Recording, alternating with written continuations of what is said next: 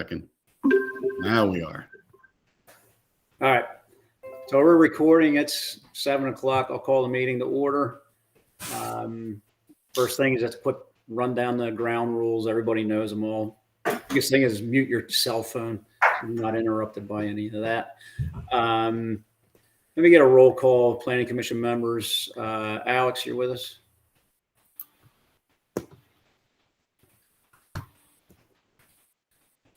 All right.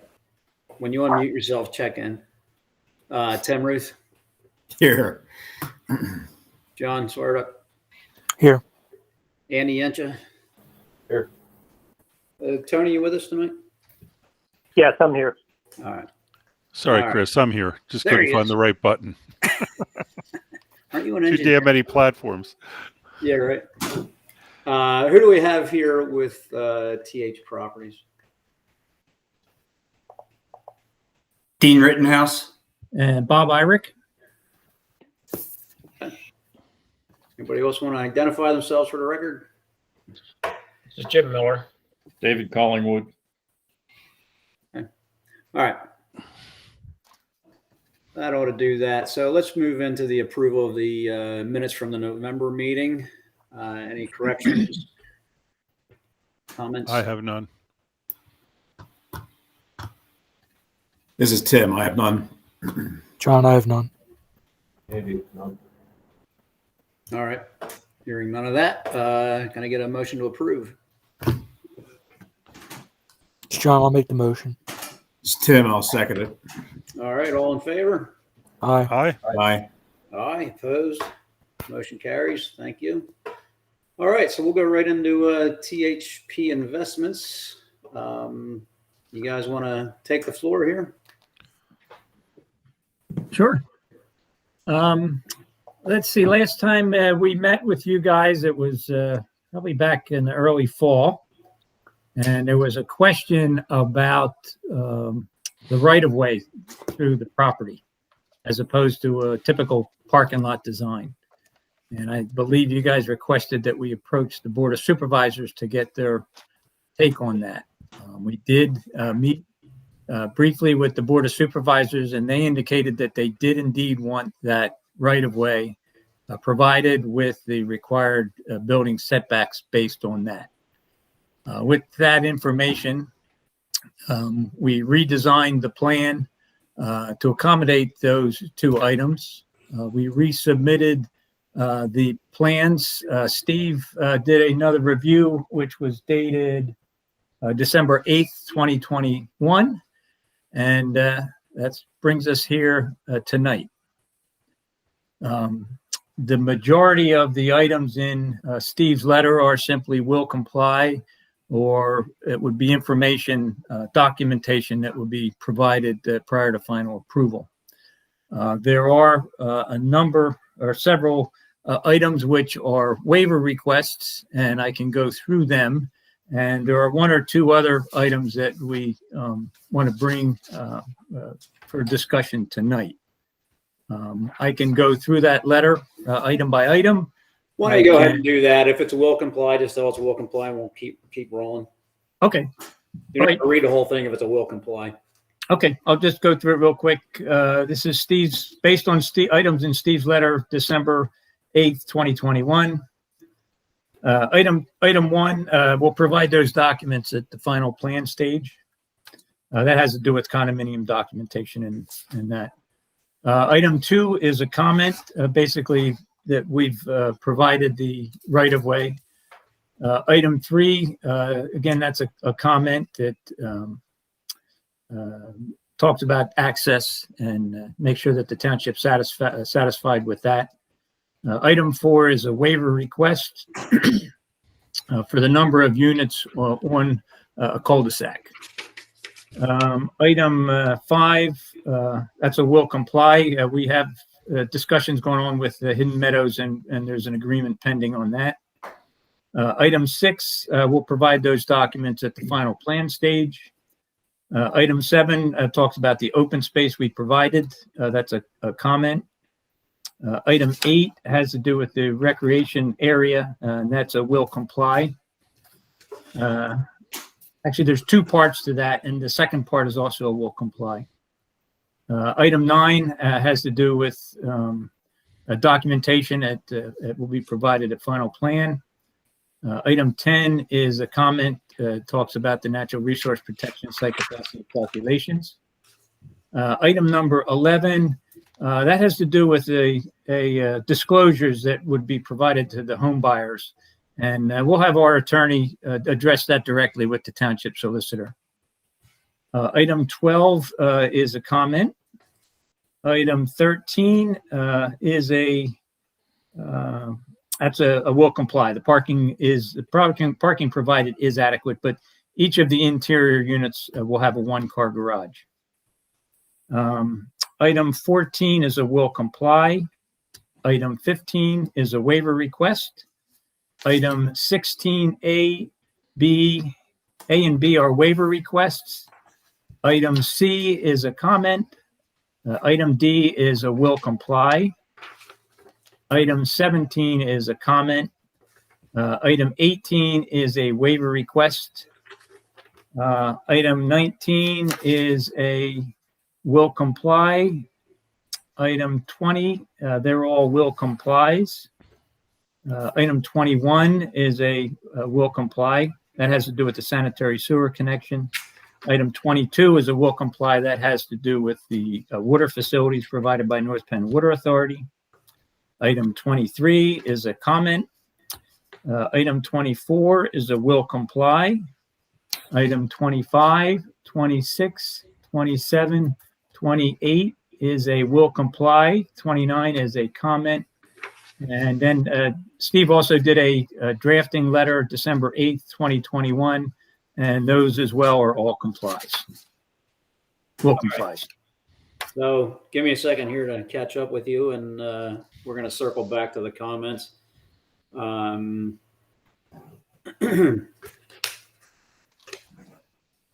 right.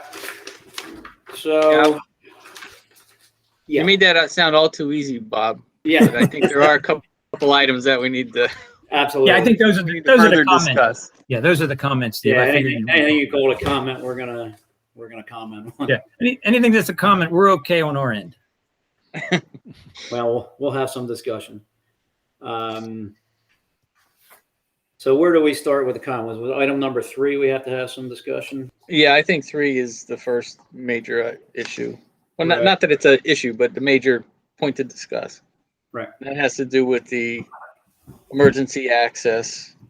You recall they changed that emergency access lane to be behind units 32 to 42 off the cul-de-sac. And there's also the connection between 48 and 49 that goes to the old driveway out to Lawn Avenue. Right.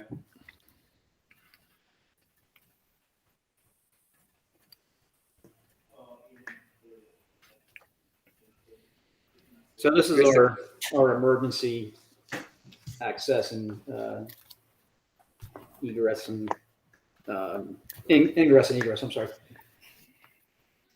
And Right. If you recall, the cul-de-sac length was within the specification, but the number of units on it exceeded our number. Right.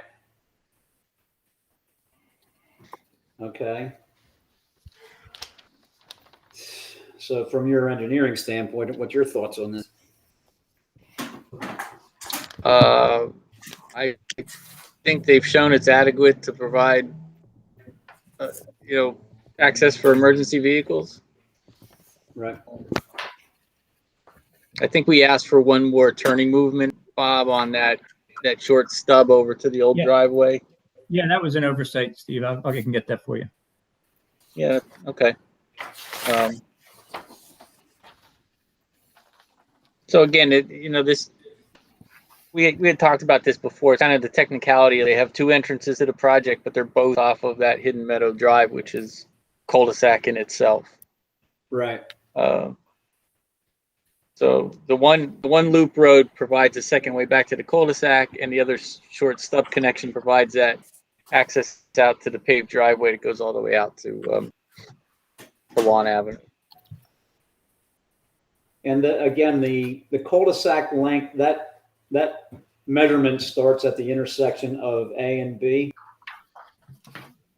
Yes. Okay. All right. Any comments from planning commission members on the emergency access? This is Andy. I like it better where it is now than where it was, where we were talking about potentially before, with the trodden footpath or whatever around the outside. So I'm fine with it. Steve, this is Alex. Have we ever had a situation where we've had two accesses off the same road that was a cul-de-sac before? Not that Or I that can you can think of. remember? Okay. Yeah, I don't remember any. Like, we've had access off of a long cul-de-sac. I mean, you have all the, Tower Road has always been that way, whether it's North Tower, South Tower, or Main Tower Road has had different developments off of it, but not exactly this situation. Gotcha. How about the distance between the two roads? Is that fairly typical, or is that less than usual? Between the two roads on Hidden Meadow, or Yeah, between the correct. Hidden Between Meadow the two access and the points.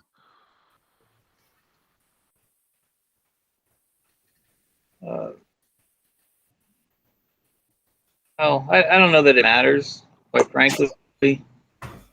It's you're not really using the two access points on Hidden Meadow as being emergency access, because you have that other access out using the old driveway out to Farmers Lane. That's Okay. I'm looking at it as that distance, the existing driveway out of Farmers Lane, or this internal entrance.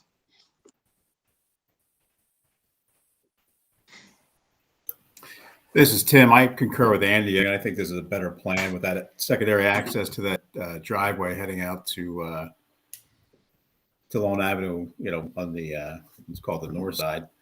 I think it's a better setup than it was previously. And you do have that, that secondary access not off of the Hidden Meadows Drive.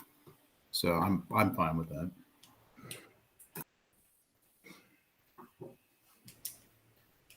Everyone else? This is John. I still have an issue with the internal cul-de-sac or the number of units. We'll get to that when that's brought up in comment. All right. Thank you. How you feel about the emergency access? I'm okay with that. Yeah, I'm okay with the emergency access myself. I concur with everyone else. It is a much better layout than the previous plan.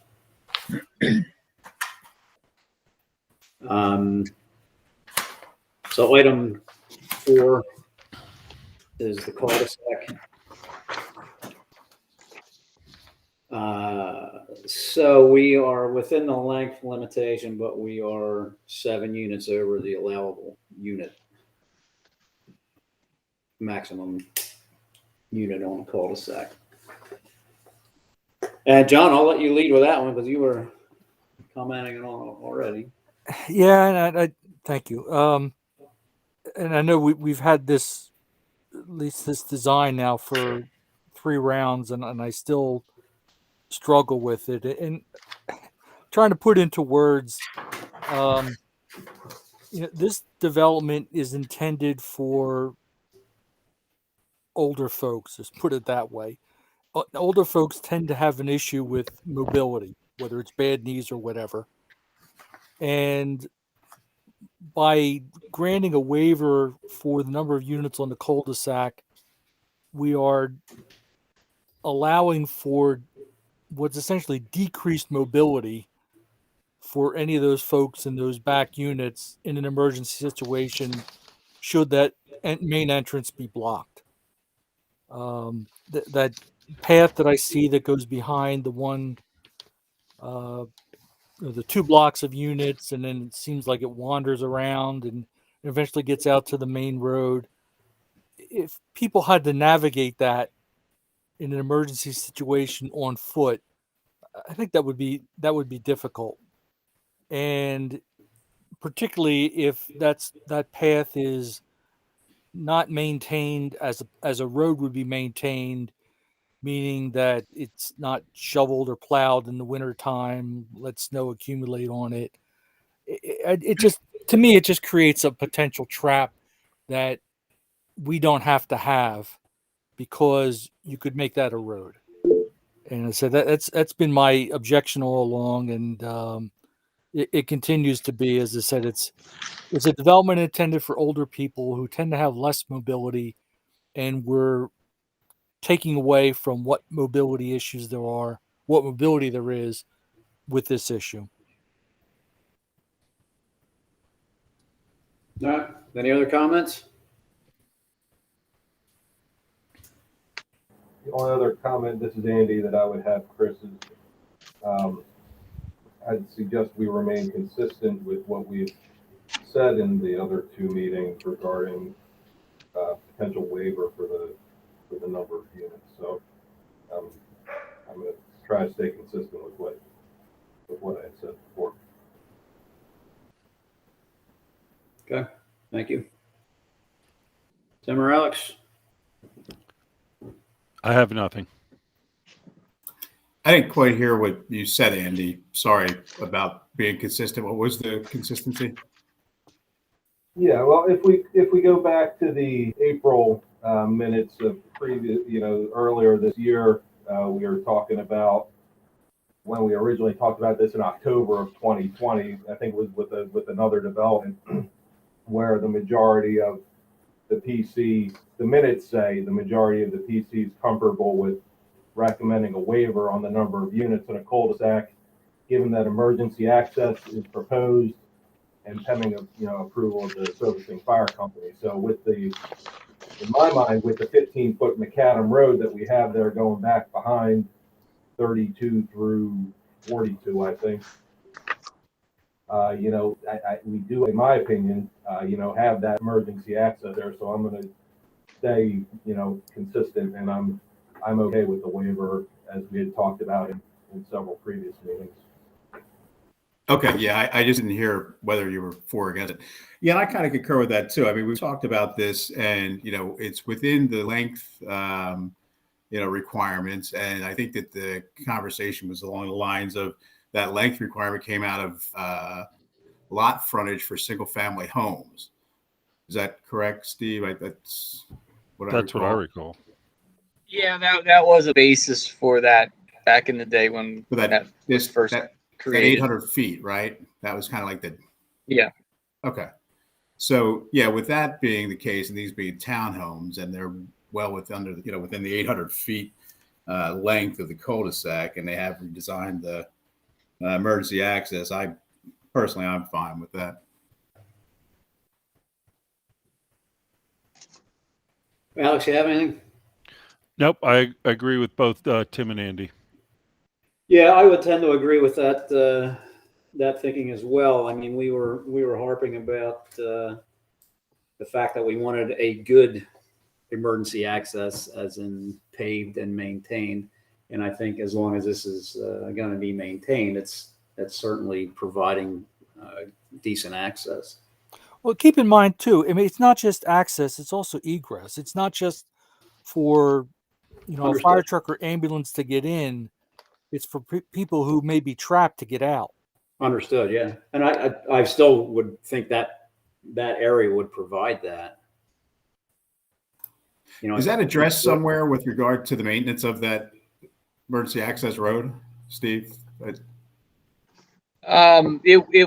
would be it would be part of the HOA documents that's covered in another item, but yeah, we would have to have provisions in the HOA documents which mandated that they kept that emergency access open and clear and provided winter maintenance.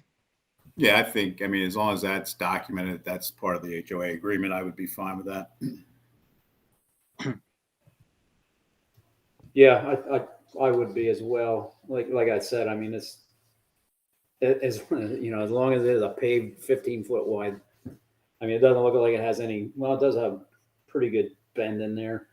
And that was that looked at by the fire marshal for fire truck access? Do we know? We've been back and forth with the fire company. I don't remember which was the last version of the plan that they looked at, but we will certainly make sure that they, if everyone's comfortable with this layout, we'll verify with the fire company that they had looked at this layout. Right. Yeah. Kind of a moot point if they couldn't get in there anyway, wide enough, but if the bends are too tight. All right. So as long as that's going to be taken care of, I'm all right with it.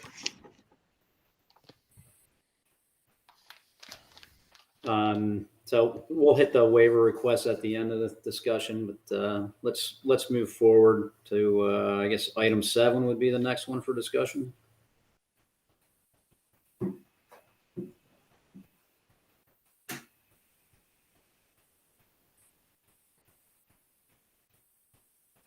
We're talking about open space areas. Yeah, this was more of a general comment on my part. There's, they've met all the open space requirements. They actually exceed the open space requirement. Right. We did have conversations before about the trodden path. I think the Plan Commission was comfortable with that being more of a nature trail path than a paved path. They've pulled that out of the buffer yard for the most part, so eliminated that problem. Right. It's more or less, just an opportunity for the Plan Commission if you had any comments or concerns regarding the open space. No, I have none. It looks like they more than doubled the requirement for the amount of space. Yeah, this is Tim. I'm fine with that. Alex, I'm fine as well. Andy, I'm okay. No comment. John, I have no comment. All right. So we'll move on to number 8, the recreation area. So they don't want to dedicate anything because they want to let the HOA decide what type of facilities they want to have in there. Is that how I'm reading this? That's what they're requesting. Right. It's a similar request for I think the crosswalks or traffic calming. Right. The only concern I have is typically, and I think Dean is on the call, Dean Rittenhouse from THP, could correct me if I'm wrong. But usually the HOA or condominium association, however it's set up, isn't turned over to the residents until 50% of the units are occupied. And by that time, a lot of the development is built. So if you don't have any idea of what the recreation facilities are going to be, or at least some parameters on them, do you run the risk of, well, you've already graded the open space, you've already done a lot of work that you're now going to have to redo to go back in and construct some improvements.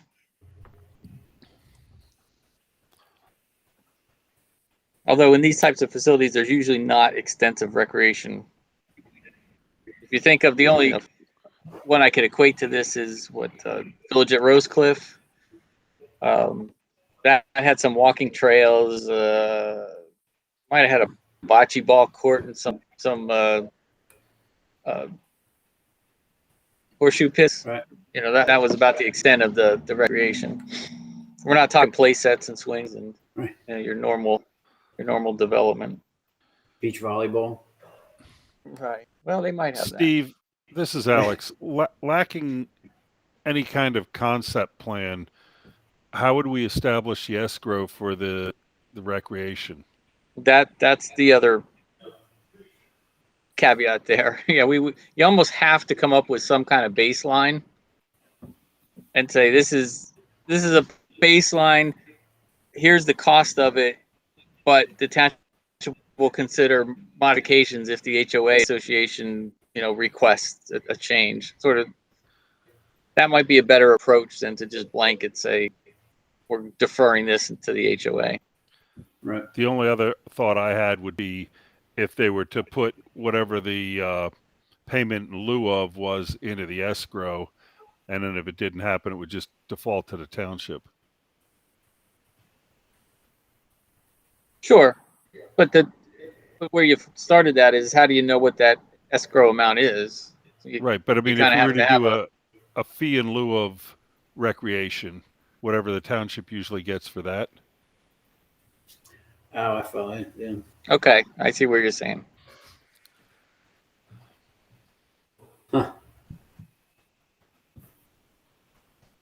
So hold their fee in lieu of an escrow until they provide a facility, and if they don't, we just take the fee in lieu of to the township. That was my thinking. Yeah, I'm just trying to clarify your thinking. I mean, is that feasible, Steve? I'm gonna defer that to the solicitor Right. on how to make that work. I just figure lacking anything else as a baseline, that would give you some amount of money to put in there, and that's what we would typically expect to see. I think you can make that work somehow. I just don't know how to structure it legally. Right. Yeah, I would think we would want to do one or the other, either an escrow for whatever type of facility we can come up with an escrow amount on, or do the fee in lieu of. I wouldn't just say you guys can wait until your HOA decides.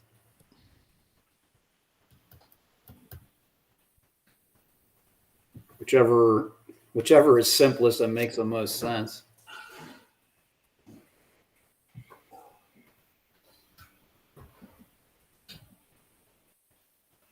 Dean, did you have any thoughts on how you were proposing to make this work? No, we were actually just planning on seeing where the township was at with it and what the recommendation was here. We can go either way with it. If we go with a fee in lieu of, obviously we'd want it to be based on something, or I would put it in language like mutually agreeable between us and the township or something.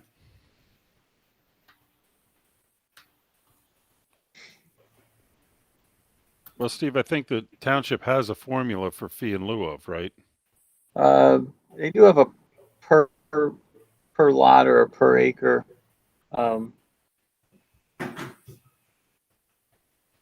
It's just that this is a little bit different because the use itself has a rec requirement as opposed to the general recreation requirement. We'd have to see how those two play together.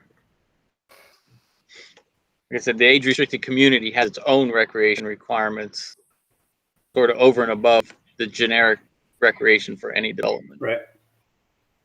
Well, is this something we want to run by the solicitor? Yeah, I think if the planning commission is okay with the concept of escrowing money or escrowing a fee in lieu of, that's probably sufficient for this purpose tonight. And how an agreement would actually be structured could be up to the solicitor. All right. Well, I'm agreeable to it. How the other members feel? This is Alex. I'm fine with that approach. John, I'm fine. This is Tim. I'm fine with that. Maybe, okay. All right. So the other part of this discussion was the trail and the unpaved area. So it's required to have a hard surface, or is this something that, I mean, do they need a waiver to do this trodden footpath? I mean, it's in a zoning ordinance. They have to go to Right. from zoning hearing to have a path. But it doesn't say how much. I'm trying to say it right. How much trails? How long a trails you have to have? It just says trail. You have to have paved multi-purpose trails. So they do that. The trail that runs through that center open space number 2 is paved, Right. and actually the emergency access drive to the rear of the units in effect is a trail when it's not an emergency access road. Right. So they do have paved trails. They also have the natural trail. The ordinance isn't clear on, having both kinds of trails. I guess, I would look at it as, do you think there's enough paved trails for the folks that can't use a, more of a nature trail? I would think if the emergency access roads are going to be considered trails, then I would assume the property has enough trail, hard surface trail. Yeah, this is Tim. I think with that in combination with the sidewalks, there's plenty of paved or hard surface. Yeah. Personally, I'd rather see less hard surface, but I'm fine with the trodden footpath. And if the emergency access is considered a trail, can they put the amenities required, such as park benches and waste bins or whatever we have to have on them?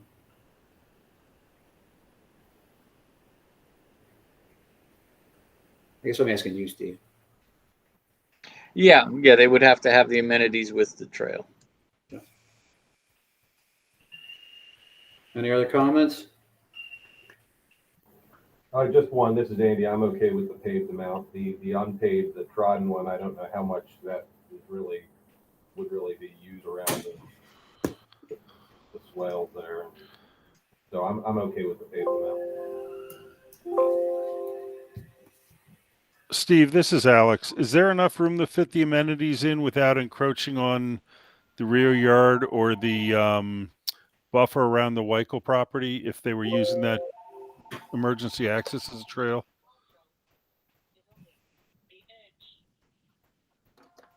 I think so, because you could, it doesn't. Again, there's not a specific thing that says every X amount of feet you have to have a bench. They have the area closer to the cul-de-sac, which is a little more open. They also have the area like between 42 and 43, which has a bigger opening. So Gotcha. I think there's some open areas there that they could fit those amenities in. What is the surface of the trodden footpath being proposed? Is it cinders? It would be mulch? basically cleared and mulched where necessary. Wood chips. So effectively like a nature trail, is that?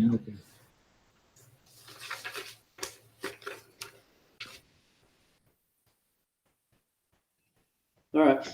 Well, I think we're through this comment. Where do we go next? Number 12.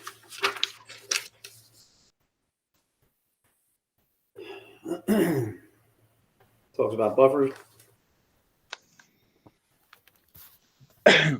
Right. So most of the buffer yards have existing woods on it. The last time we talked, we asked for additional planting along the Weichel property, Right. or Weisel property. I'm sorry. That's that out parcel house, and they have shown quite a bit of buffer plantings in that area on the new plan.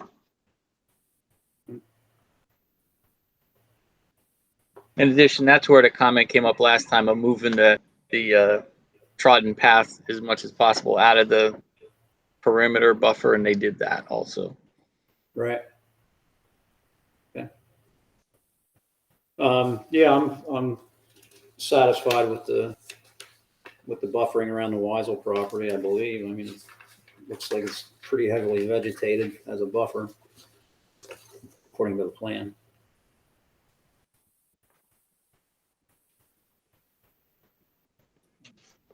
Yeah, there's trees and shrubs, I think, proposed. It's pretty extensive. Yeah, seems to be.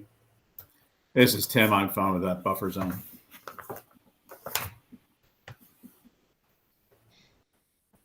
Andy, I agree. That's pretty dense. John, I'm fine with it. This is Alex. Yeah, I'm satisfied with the fact that it's pretty heavily planted now. Yeah. All right. We'll move on. The next one was 13. What do we got going on here?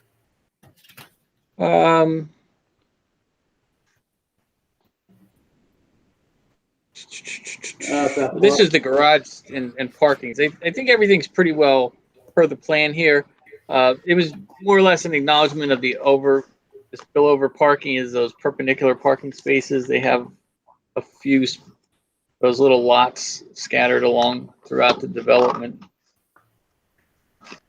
One near the cul-de-sac, Court C. Yeah, Court C. On Road A and on Road B. Again, it's just does anyone have any comments on those scattered overflow parking areas? I don't. I mean, it looks like they're scattered enough to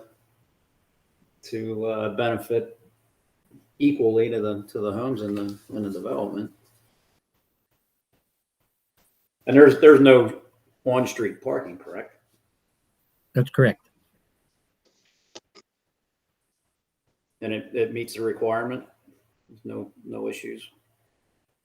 Yeah, in an age-restricted community, it does. Yeah, I'm fine with it. This is Alex. I have no problem. Tim, neither do I. John, I'm fine. Maybe okay.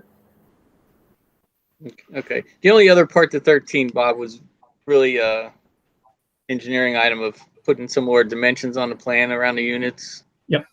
So to verify the spacing of them and the setbacks. Will do. All right. So moving on to item 15.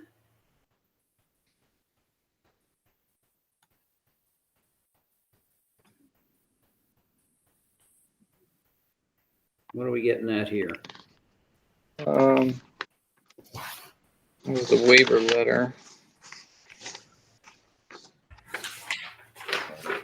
Why don't we go through the rest of the items, because a lot of the waivers are covered in the following comments, and then we could circle back and just go over their waiver letter at the end. Okay. So I guess 16A is requires some discussion. Yes, they don't meet the letter of some of the radius requirements we have for streets. I think we talked about this before. They did provide an updated truck turning movement diagram for emergency vehicles, and it shows that they can navigate the whole development with the road layout that they have proposed. And did we get comment from the fire marshal? We did on prior versions of the plan. Like I said before, I don't remember if we have it on this current plan. They had no objections for the first versions of the plans. Right. So we'll run this by them again, but I imagine they'll have the same response. Okay. What about item B? I didn't quite understand what's going on here, but I'd like to talk about it. Yeah, that's a technical item. I think we touched on this one time when we were changing the subdivision ordinance around. If you remember, years ago, we just used to do a driveway apron that was sloped from the curb line to the back of the sidewalk. A straight slope. But under the ADA regulations now, you can't have the sidewalk portion of that driveway apron more than 2% cross slope. So that tends to make the slope between the sidewalk and the curb line a little bit steeper. Which may require, to keep that to not be too steep, you might have to drop the sidewalk down a little bit lower than what it would have normally been. And and across the front of the townhouses, you have the issue of does it go up and down in between all of these units. Right. I think there's a way to do it. Bob and I talked about it a little bit, and I've asked for some more information from them. That if we do need to lower it, that it could be lowered across all of the units at once, so it's not sort of an up and down sidewalk. Like I said, it's more of a technical issue for us that I need to work out with their engineer. So if it was basically, it would have a grade across the whole section of townhomes. You wouldn't have. Yeah, I envision sidewalks. I envision that if we do need to lower the sidewalk a little bit to make the driveways work, that we could do that across the whole front of the townhouse unit, so it's not going up and down at every driveway. Right. All right. Well, that's something you guys can work out. Get back to us when you come up with a resolution. Yeah. All right. Any other comments? This is Alex. I'm fine with that. I think it makes sense if they can keep it a more or less level playing field across the sidewalk. John, I agree. Andy, agree. Tim, I'm fine with that. All right. So item C, did we cover that in this discussion? No. That's simply a will comply. Item C is? Yes. Okay, Yeah. thank you. All right. Okay, 17 looks like a fun one. So you have Can we wait. talk about? Yeah. I want to talk about D. D? I'm sorry. Yeah. I had D as the will comply. I'm sorry, I had it backwards. Yeah. So All right. D, Yeah, D that's is another similar. that we would prefer to leave to the homeowners association. Some residents don't mind the traffic calming with the speed humps and the like. Others are dead set against it. And again, that's one of those things that we would prefer to let the homeowners decide. And again, we would post an escrow, and if they decide that they would prefer to have the humps, or if speed is an issue, then it could be installed at that point.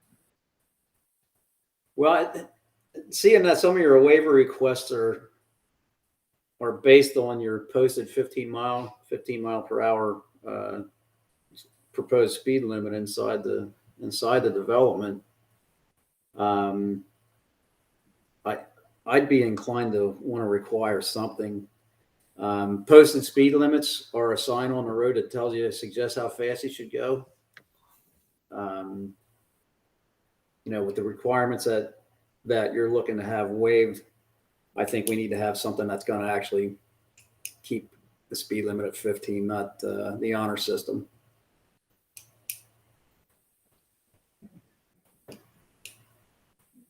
And I have the same concern I kind of voiced before is,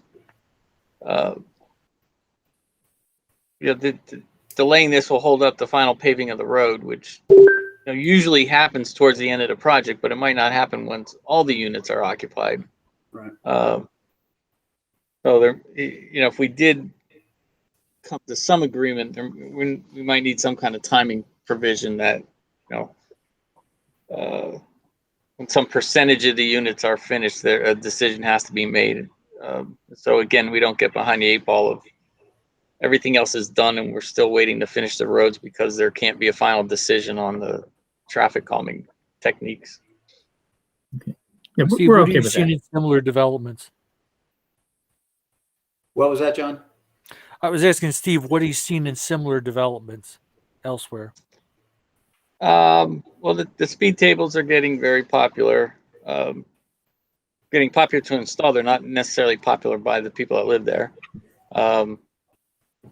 Pattern crosswalks, highly visible crosswalks are something that we do in a lot of developments now. Those are probably the main issues. For actual speed control, the speed tables are more effective than just a visual improvement, like a pattern crosswalk. Right. Although and I'll throw this out too. Speed tables are hard to locate because of all the driveways in here. There'll be very limited spots where you could actually install one.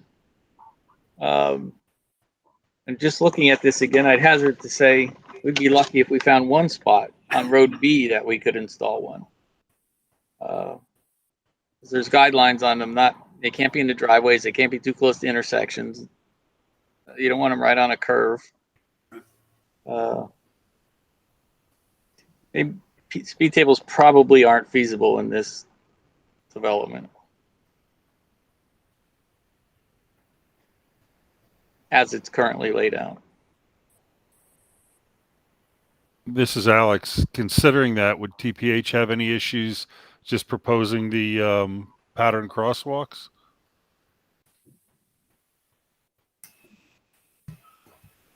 No, we would not. Is a pattern crosswalk, is it grooved like the center line of the roads anymore? You could have the stamped crosswalks. Like we did it with concrete, which is kind of not the common way anymore. There at the Providence subdivision, Right. On Clymer Ave, there's a concrete pattern crosswalk there. There's another kind with a resin pavement that's colorized. There was one right in the center of Sellersville on Main Street or Bethlehem Pike in Sellersville. It's kind of worn out now, or worn through, but that was a patterned, a stamped pattern concrete with the resin pavement. Right. I drive Steve, over if I the have- one at Providence on Clymer every day and don't notice it anymore. So it's not too noticeable. Steve, this is Alex. Do I recall having seen one that was more like a raised, like the patterning was higher up, like above the level of the pavement? You can do raised crosswalks. It's sort of like putting a speed table in with a crosswalk across it. Right. Again, this development, it might be hard to locate those, and they're really hard to put. They're really hard to put at intersections because they tend to goof up the drainage a lot. Gotcha. This wasn't necessarily the paving; it was just the lines were like a raised resin kind of thing with the line. Oh well, if you use a hot thermoplastic material for the pavement markings, they tend to be raised above the surface, and you get a little bit of a feel when you drive over them, as opposed to paint. Right. Yeah, I mean, like I said, these two waivers are predicated on the fact that these are 15-mile-an-hour roads, and other than having policing it, I think we need to have something in place to accept these waivers, if nothing else. Something that's going to actually keep traffic speed to a minimum.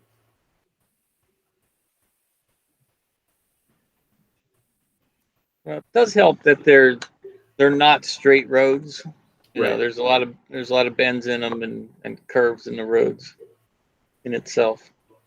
I'm sure we could investigate some of the other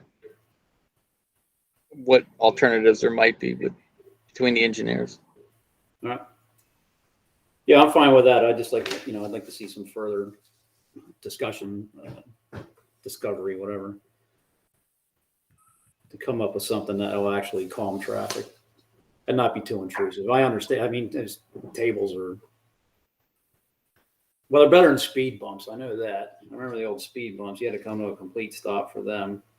Yeah, Quakertown likes them. They had the big speed humps there up on, what is that, Mill Road? Mill Road over by the pool. Yeah. Yeah. they come right up on you, don't they? Yeah. Anyway, if there's not any more discussion on that, we'll move on. Actually, real quick, I was just out west in Colorado, and a couple of developments. They had a friend who lives out there, and in their development, they actually had depressions, like almost like a ditch going across the road. So you get a twofer out of it. You get stormwater management and traffic drainage. Yeah, you get drainage and a speed bump. It was actually really annoying, but it did make you stop. But Steve was mentioning about the drainage with the speed bumps, but just a thought. Interesting. I'll have to look into that. Anything else? All right. So now we'll go to 17. So we're having problems with the neighbors, eh? We had no luck with the neighbor. Right. So what do you do from there? I mean, I can't imagine we're going to recommend approval if you can't get the site distance corrected. Well, the thing is, we are 5.7% of the traffic in the AM peak hour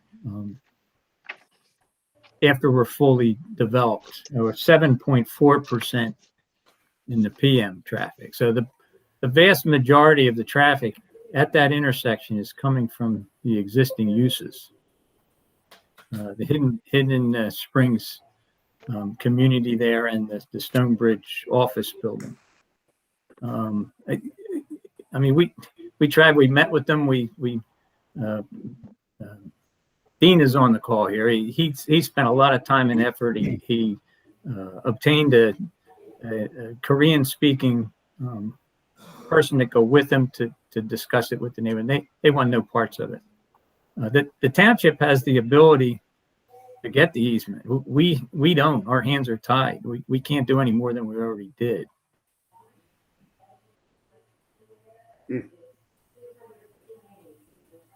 So if there was, we would. Right. So Steve, what would the township have to do? Greg. Well, as Bob said, the township has the ability to essentially condemn an easement if they so choose. Right. It's generally been the policy of the township to not condemn private property for the benefit of a developer. So we've always, looked for the developer to be able to negotiate some solution to it rather than the township having to step in. Yeah, I would agree with that philosophy. Technically, there is that ability to step. Right. Huh. This is Dean. Just have a question for the Planning Commission. With respect to, Steve, your comment there, for the benefit of the developer, could somebody explain how this would be to the benefit of the developer when we are literally talking about an existing intersection? To Bob's point, right now, without the development that we're looking at, you have 335 trips during the AM and PM peak hours coming through, 335. With our development that we're talking about 35 trips, so to speak. We're apples and oranges coming through. I'm assuming that the township is not suggesting that there's an existing intersection that's lacking safety out there. So I don't understand what the issue is. We have run this to where we're literally kicked off the guy's property, and we never even got to the position of being able to offer financial resources or anything else. He just wanted nothing to do with us.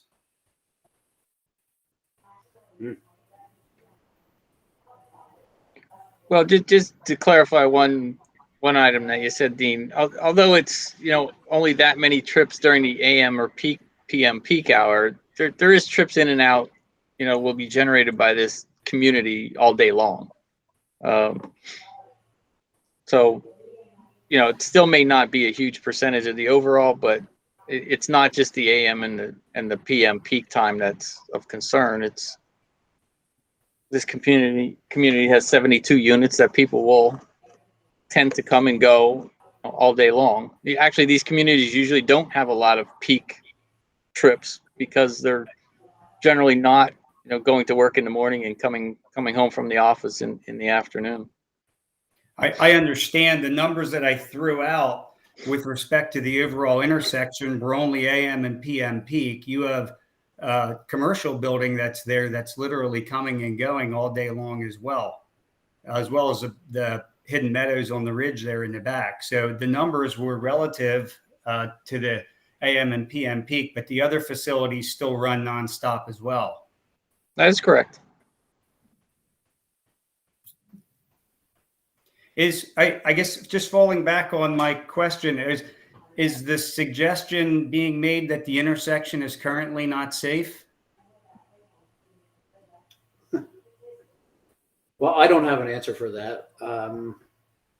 But as I stated, I mean, we can't go to the supervisor with this and say, yeah, everything looks good except the traffic people say we shouldn't allow it without some type of improvement. But can I suggest a recommendation that the planning commission recommends the supervisors work to obtain an easement by whatever measures necessary up to and including eminent domain, which is something that we don't have the ability to do. This is Tim. I would not be comfortable with that. Yeah, I can't support that. I'm sorry.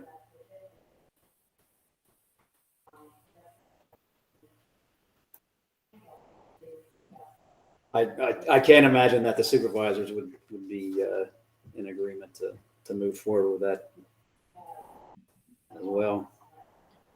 But if the intersection is unsafe now,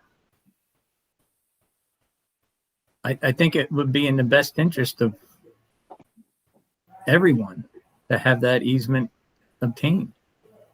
And the township has the ability to do it where the developer does not. Understood. Well, I think this is going to be a point of contention for a little bit. Do we have any other comments from planning commission members?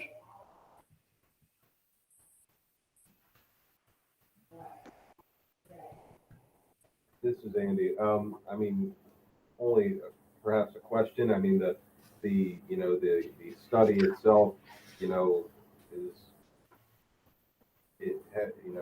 have we looked at it in detail, or is it an all or nothing type thing? Is there any leeway in there, or anything within the study that could be reviewed more closely, or is it a yay or a nay kind of thing? I'd have to go back to McMahon, and they really haven't, to my knowledge, looked at it since the original submissions. We could certainly bring them up to speed as to what has transpired and what the current plan is, if you would like more input from them. Well, that certainly wouldn't hurt. But yeah, I mean, I would just have trouble trying to move this forward without getting this cleared up. This is Tim. I mean, if they could come back with some kind of, assessment of the current, intersection and how it's currently, affected with the vegetation that's there based on the number of trips there, that are currently there, or some kind of explanation. If it's only 5 or 10% of what, the increase would be, it seems kind of strange they wouldn't recommend it. But at the same point, I guess when this was originally built, maybe those bushes or shrubs or whatever it is that's in question weren't there, and they've grown up over the years. Now that Stonebridge has been there, 20 plus years. So that becomes a situation where, something grew into a view that was okay to begin with, and now it's not. Right. And keep in mind that any improvement to that intersection is not solely for this development. It's for every other driver that uses that intersection. Sure. If the concern is that the appearance that the supervisors are condemn an easement on behalf of a developer. That is not true. Understood. Well, I mean, we can go back and forth on this for a while. But why don't we allow Steve to go back to McMahon with the new plan and see what type of input we get.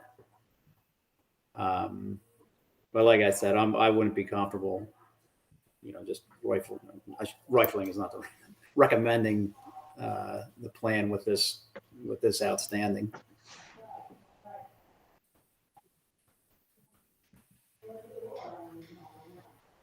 That seemed like a plan to you, fair plan. Dean, you okay with that?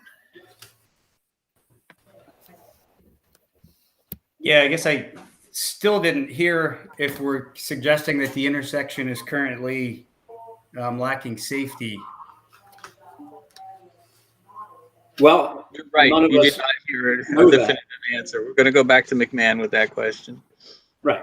Yeah, we don't have that answer for sure. I guess the reason I wanted to hear that is if the intersection is lacking safety, it's completely irrelevant to whether or not this development moves forward or not, correct? You don't have to answer that. It's not looking for an answer. But then falling back on what it is that we're talking about here in terms of the sheer number of trips per day that are coming in and out of that intersection, it's fairly substantial. So if it is being suggested that it's unsafe, I guess I would just encourage the township to take some action. Noted. Thank you. Anyone else? This is Alex. I have nothing.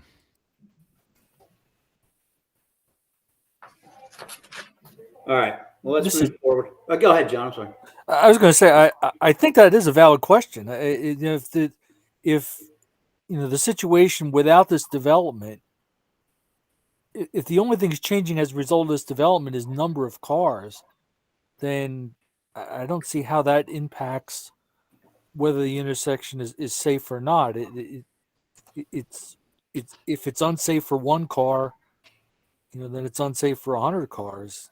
I don't see how volume makes any difference other than the fact that you're sort of just juggling statistics, probabilities. Right. Okay. Well, let's see what the McMahon has to say at this point. Get some answers. All right. Okay, I'll take care of that. All right. Thank you. So number 18, that was the 60. It's a waiver request. It's sort of a technical item. We have a setback from intersections with driveways, and with this tight development, that makes it difficult to meet that requirement. With private roads, less of a concern for the township. Right. I mean, how close are we? What's the closest one? Well, I think almost unit 1 is the closest. Right.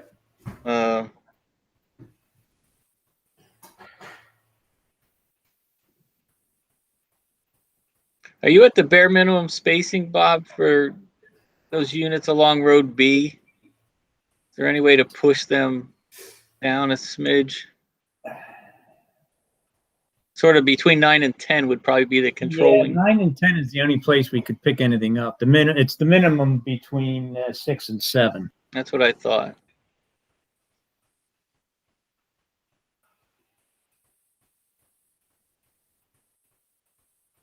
Yeah, this is Alex. My one concern is that's going to be one of the two main entrances into the subdivision. Right. And they're going to be on lot 1 is going to be on the incoming side. We could curve it inward a little bit, pick up 5 or 10 feet. Well, can you move that cluster to the west a little bit? Pick up some. We could probably move cluster 7, 8, 9 closer, which would bring the whole that row 1 through 6 up as well. We can probably pick another 10 feet up or so.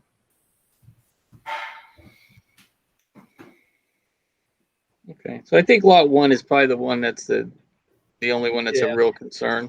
So if they can make that, improve that, that Yeah. would be desired. And I agree with Alex. That's coming in off the main road, and then it's the traffic side. So, yeah, let's see what you can do to get some space there. I mean, other than that, I agree. It looks like the only one that's an issue. Okay. Yeah, we can look at that. All right. Well, we'll hold off on that waiver request until you figure something out. How's that? At least until we see what you can actually come up with there.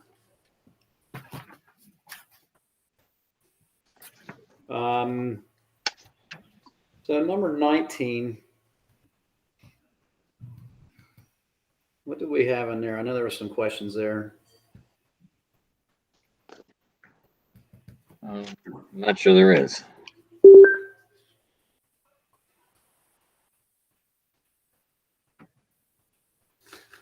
There's some issues they have to address, but Right. essentially Oh, yeah. engineering. For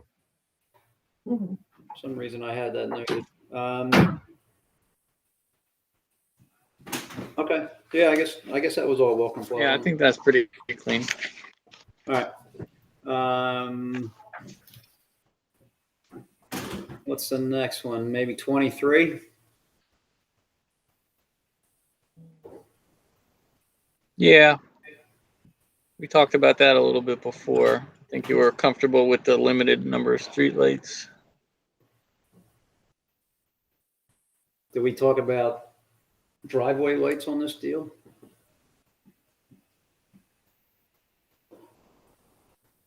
No. I know we've had discussion about driveway lights and other developments recently, but I don't remember if we had it on this one. I don't think we did. They'd be a little difficult with the number of driveways right next to each other. Right. Yeah. This is Alex. The other thing, I don't think you've got a whole lot of room between streetlights if you've got them at intersections and 90s. Yeah. Yeah.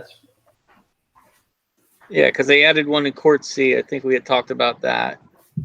And at the entrances. So yeah, it's not long distances in between. You are correct, Alex.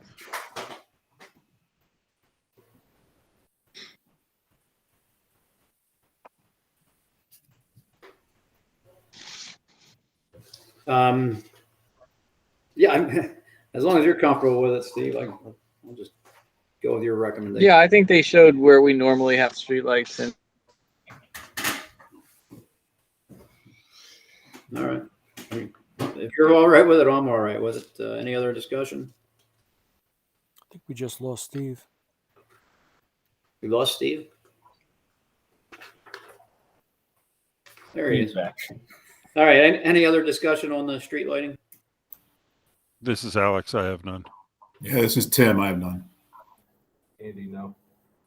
John, no. All right. So I think that was the last item on the review letter that we needed to have discussion on. yeah, the rest is administrative. Right. So the waiver requests, the street alignment, we're going to wait to see if we can pick up there on that first cluster, and then the drive. Oh, I'm sorry, no, that was that was number 2. The driveway, the street alignment. And I think you were generally okay. We were going to Yeah. get a fire company to sign off on the final plan. Right. Yeah. So I mean, personally, I would say number 1, as long as the fire people come back and give it their stamp of approval, I'm fine with that waiver. I'm interested in seeing what you can come up with on that driveway and that first cluster. Get it as far away from that intersection as possible.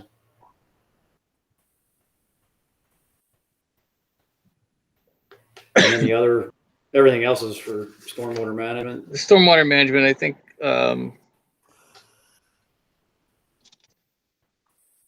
correct me if I'm wrong, Bob, number 4, are we talking about 4-to-1 slopes in the basins or elsewhere on the site? I think that's in the basins. So you're proposing 3-to-1 in the basins. Yes. Are those basins required to be fenced? Or are they shallow enough that they're not? No, they're don't shallow. meet our- Yeah, they're Okay. infiltration, MPDS type. And the conservation district is going to make you map those 3-to-1 slopes anyway, correct? For your Probably. NPDS permit. So I'm okay with that, with matted slopes 3-to-1 in the basin. As long as you have an access, a graded 10-to-1 ramp to get to the bottom. Yep. Okay.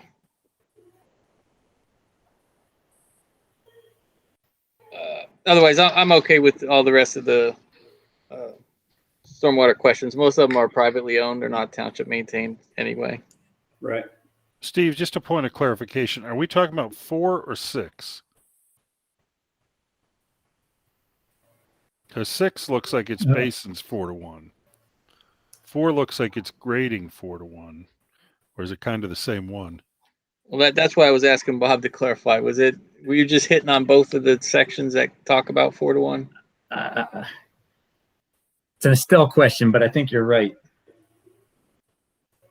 I think it shows up twice. Or do you have an issue with some of the slopes in between the units that are 3-to-1 instead of 4-to-1? No, there were no issues between the units. Okay. Yeah, if it's all the basins, I stand by what I said. Okay. All right. Well, like I said, on that item 2, I'd like to see what you can gain there, or correct that intersection to make it a little safer. And we do have a couple of other outstanding items, so I would be inclined to table this until we get some definitive information from the traffic study and see what you have to come up with on the number 2 of your waiver request. That work for you guys? I'm assuming if number 1 is you'll get that. Number 2, see what you come back with on the waiver. Chris, this is Alex. I think we were also looking at something regarding the recreation. Yep. And Yeah, like I something said, regarding the traffic calming too. Yeah. Some outstanding items. So that's why I would prefer to just table this project till we get some more information. That work for you, Bob? Yeah, Dean, you good with that? Yeah. All right. Yeah, we'll get you what you need and come back and see you. You have any further discussion, or you good to go? I think we touched on all the items that we had questions on. All right. As long as you guys are okay with everything else. Yeah, if there's no other questions, I guess I'd look for a motion to table this until we get some information back. This is Alex. I motion we table this until we get some responses to the outstanding issues. Andy, second. All right, all in favor?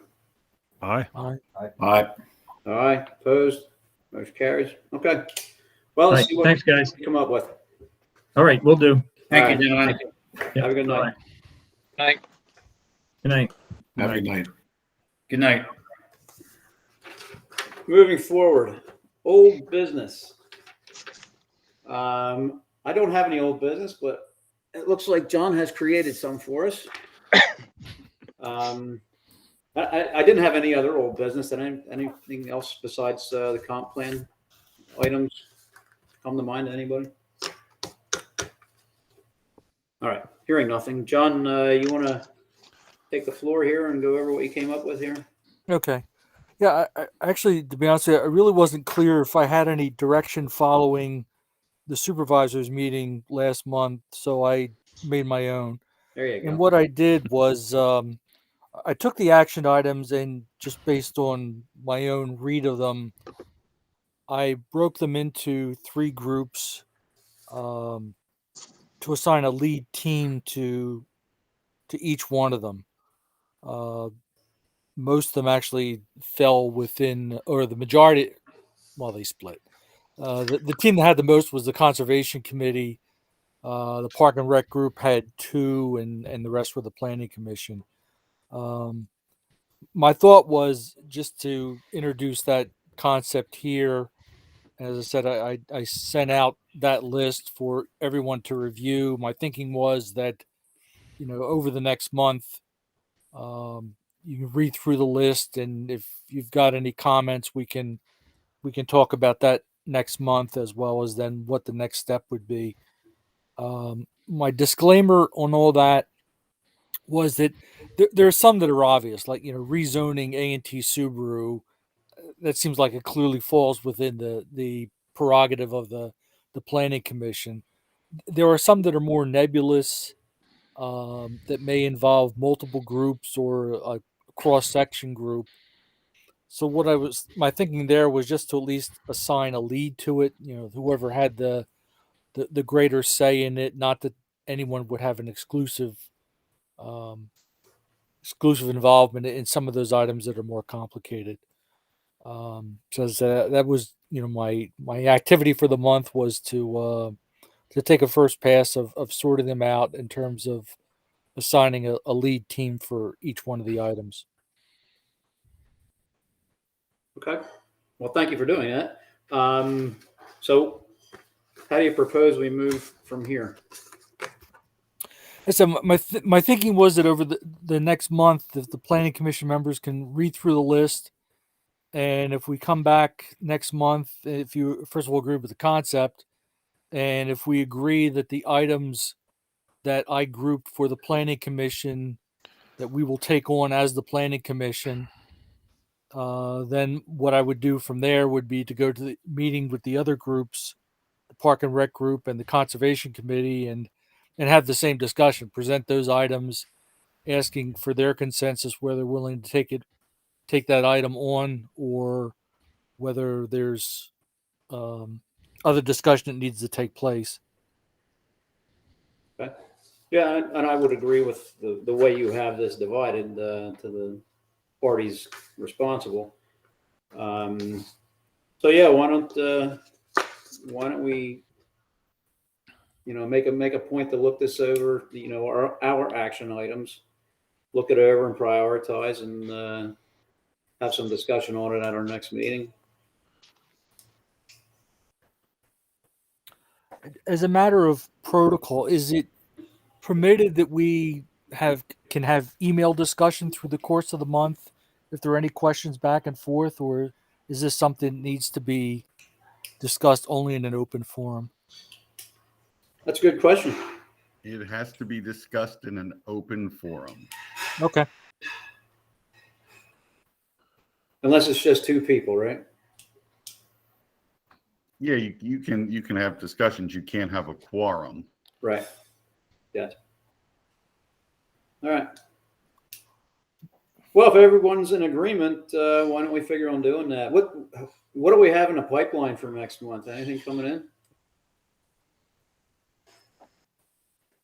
Greg, Steve? I'm thinking. I'm trying to think. I have my townships mixed up here at the end of the year. I don't believe we have an application for. Yeah, no one's applied for your January meeting. Whether or not THP is going to try to submit just to answer your questions, not a revised plan, and want to talk about that in January, that's possible. Right. We have reorganization then as well, right? Yes, Yeah. all 5 minutes in January. Yeah. Yeah. Oh, it's December, isn't it? Yeah, it is December. We also have, it kind of goes hand in hand with some of these other comprehensive plan issues, is the old cul-de-sac question. Right. I did do some more, looking and thinking on this, and it's, there is no perfect answer. There is no consensus between other municipalities or any planning agency. So at some point we're going to have to, as a as a planning commission, decide this is our guideline and that's what we're sticking with. I think what we talked about before was, to also firm up the emergency access issue. If you're going to allow an exemption, we need a minimum standard for what that emergency access has to be. Right. And it might also be worth, it came up tonight. In the development area, you could fit a lot more of the small lots on a cul-de-sac, an 800-foot cul-de-sac street than 12. Tim was exactly right. We based that in a cul-de-sac out in the rural area where you have 150-foot lot frontage, not 50-foot lot frontage or 75-foot. But yet, sort of the offset to that is in the development area, you're going to have public water.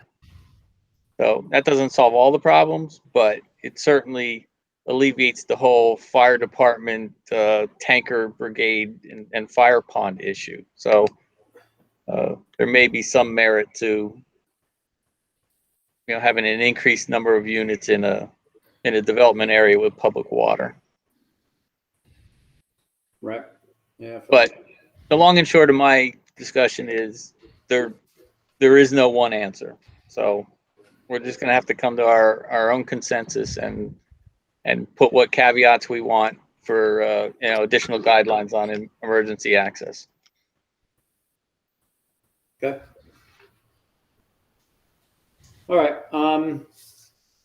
So with nothing really in the pipeline, we'll have plenty of time to study our initiatives with the comp plan and come back with some strong thoughts and recommendations on how to move forward. How's that? Chris, can we put on cul-de-sac length on the January agenda too? I know you're pushing it. Yeah, might as well, make that should probably be the first thing we hit because we've had prior discussion on it. So yeah. Yeah, that we could come to some kind of consensus on. Yeah. All right. Steve, you were saying previously about if it's going to be things that we need to rewrite, that we should do it all at once, right?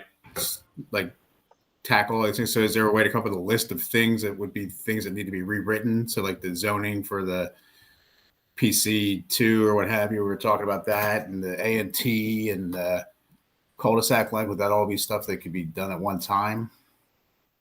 Yeah, I'll look at that.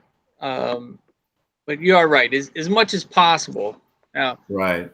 I hate to get, hold that so rigid that we never get to the end because we're always adding one more thing to the ordinance amendment. But if we could cluster several things together that are the easier items, get them done and out of the way, and then maybe cluster the more detailed items for a second round. Okay. Steve, I also think we could do a number of things and basically, for lack of a better term, hold them in committee until we had a bunch together and then put them out, correct? Right. Oh, yeah. Yeah, you can make some decisions and just not advance an ordinance amendment until you had a couple of them done. Right. Hey, it's also what exposure do you think you have? Is there some items like cul-de-sac that you really don't want another plan to come in under until you pass it? You might want to move that sooner than some of the other things. Right. Okay. All right. Well, there's our agenda for next month. Well, let's move forward. Was there any other old business? I have nothing. If not, we'll move on to new business, whereas I have nothing. Any other new business besides, well, I guess under old business would be the status. Yeah, I don't think there was anything that needed action on there. Okay. All right. So I have no new business. If no one else has any new business, probably open things up to public comment. And someone had a hand raised earlier when we were in the middle of discussion, and I didn't get to it. I think it was Christine. Greg, do you have anybody? That was a mistake. I didn't mean to have my hand raised. Sorry. Nice work, guys. That was a long meeting. I learned a lot. Thank you for all of your dedication and work. That's my only comment. Okay, thank you. Thank you. This is John. Actually, I wasn't sure whether this was old business or public comment, but it's a follow-up to a project we talked about last month. Was it Catch Basin Road and Greentop Road? And there was discussion about the roads in the area. And I took another ride around, I think it's Wayland Road and Catch Basin Road and Greentop Road. And some of those roads are actually kind of narrow in spots. And there are parts of Catch Basin Road that aren't paved and narrow. And even in the middle of a weekday afternoon, I had to pull over and let traffic go by because there were sections of the road that were so narrow. So my thought was that maybe, we're probably past the budget season for 2022, but maybe we take a look at for 2023 whether or not that other project goes through, because there's a lot of properties up there already that maybe consider doing a traffic study of those three roads up there with possible thoughts of putting money in the budget further down the road to maybe widen them up to what our standards are. I guess that's a question for the manager.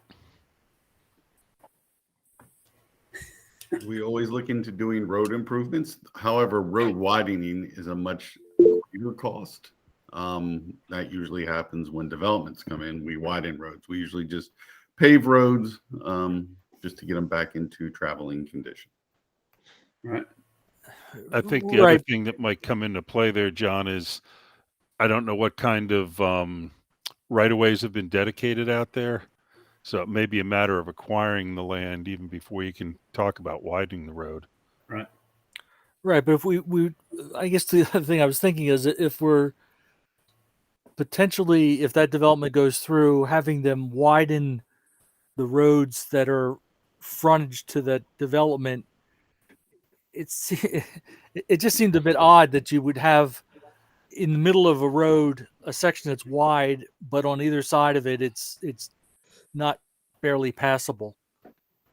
That maybe we need to take a bigger picture look at it. Even if the answer is not easy, and it takes years, but every plan needs to start someplace. That it just seemed like the need was there to at least take a look at what the traffic flow is today, and are there any impediments to safe traffic flow with the condition of the roads the way they are. Got it. I see Christine has her hand up again. Yes, now that you touched upon my heartstone, I live on Wayland Road. So I would like to just comment about widening the roads. Our house was built literally on the road. It was built. I need your name and address just for the minutes. Oh, I'm sorry, Greg. Christine Shelley, 50 Wayland Road. So my house is one of those that is, and my neighbor across the street, her house as well. We are literally like right on the road.